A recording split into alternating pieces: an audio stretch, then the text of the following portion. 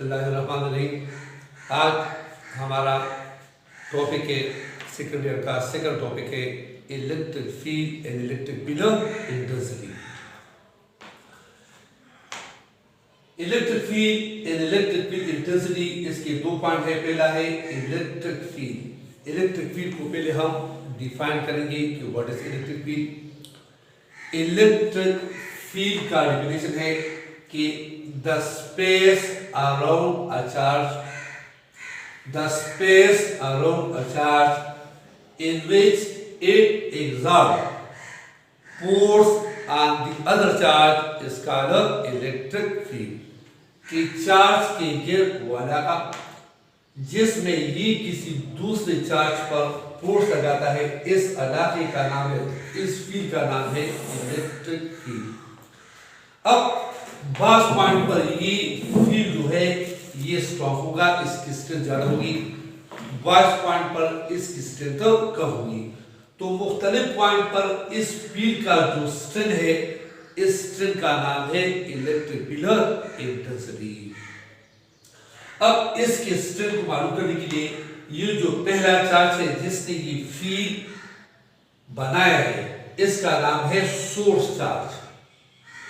और जो दूसरा चार्ज है जिससे हम इसका स्ट्रेंथ मालूम करेंगे, इस चार्ज का नाम है टेस्ट चार्ज।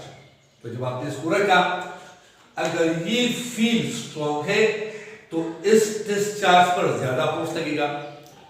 अगर ये फील्ड वीक है तो इस चार्ज पर कम फोर्स लगेगा। So mathematically the electric field intensity is defined as the force exerted per unit charge is called electric field intensity।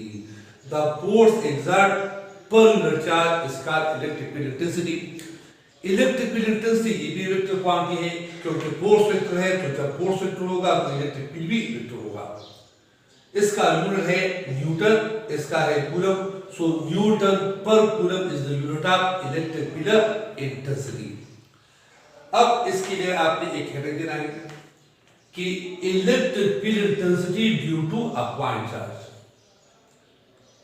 अब ये इक्वेशन आपने दोबारा लेना है कि ए नोटेड पहले से हमारे पास इलेक्ट्रिक फील्ड इंटेंसिटी का डेफिनेशन है E equal to F by Q dash. अब पुराना कूलम लॉ आपने प्रीवियस टॉपिक में पढ़ा था कि ये दो चार्जेस है, इसके दरमियान अगर डिस्टेंस आर हो तो इन दो चार्ज के दरमियान एक फोर्स आएगा according to Coulomb law. F is equal to K Q dash by R square. Now putting this value of F in equation 1, अब इसको इधर पुट कर लें। So E is equal to K Q dash by R square, और ये नीचे Q dash, इसके साथ कट जाएगा। So E is equal to K Q by R square, equation number 2।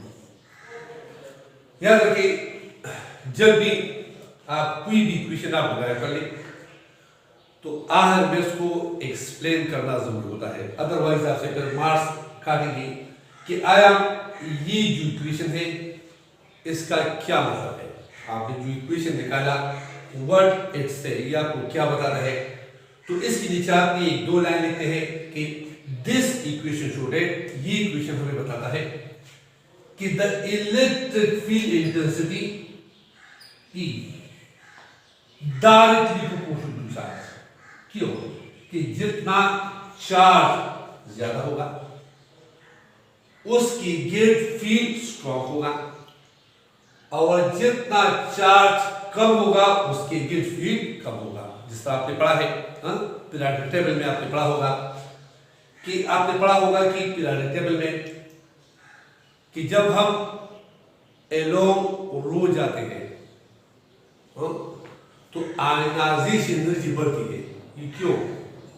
वहां पर एक कंसेप्ट है कि जब हम एलोंग रो जाते हैं तो आयनाइजेशन एनर्जी क्यों बढ़ती है? यही वजह है, यही उसका आंसर यहाँ है कि जब आप एलोंग रो जाओगे तो न्यूक्लियस में प्रोटॉन की तादाद बढ़ती है। जब प्रोटॉन की तादाद बढ़ती है तो चार्ज बढ़ता है।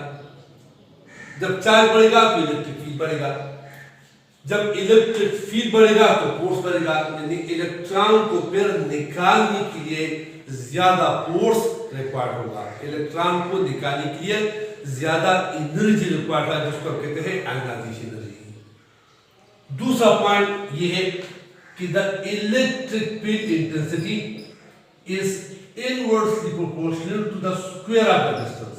यानी इसी फील्ड में जितना हम चार्ज से सोर्स चार्ज से अवे जाएंगे, दूर जाएंगे, तो इलेक्ट्रिक फील्ड वीक होता जाएगा, और जितना हम करीब आएंगे तो इलेक्ट्रिक फील्ड स्ट्रॉन्ग होता जाएगा।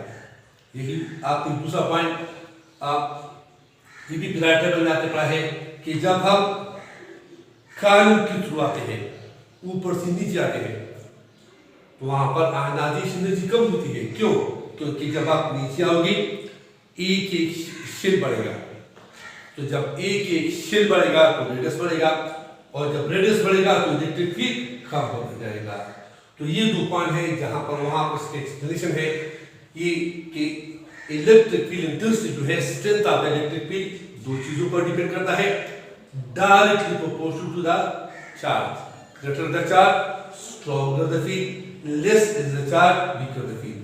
Second, it is inversely proportional to the distance, square of the distance। square of the distance का मतलब है कि distance अगर हम डबल करेंगे, क्योंकि इस पर एमसीक्यूज भी आ सकते हैं कि when the distance is double, तो if the distance is double, the electric field will be reduced 1/4। अगर distance को आपने ट्रिपल किया तो electric field will reduce by 1/9।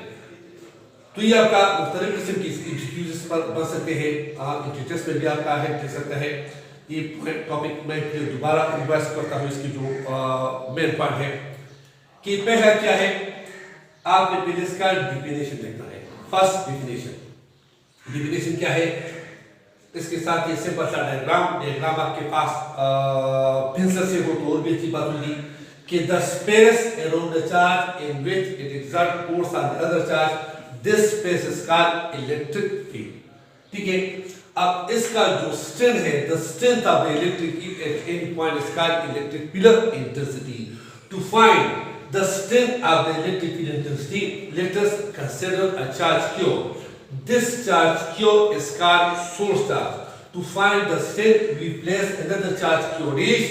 So this Q exerts the force Q dash, which is given by E is equal to F by Q. The force exerted per unit charge is called electric field intensity. Unit है Newton per coulomb. Note from coulomb law we have F is equal to K Q1 Q2 by R square.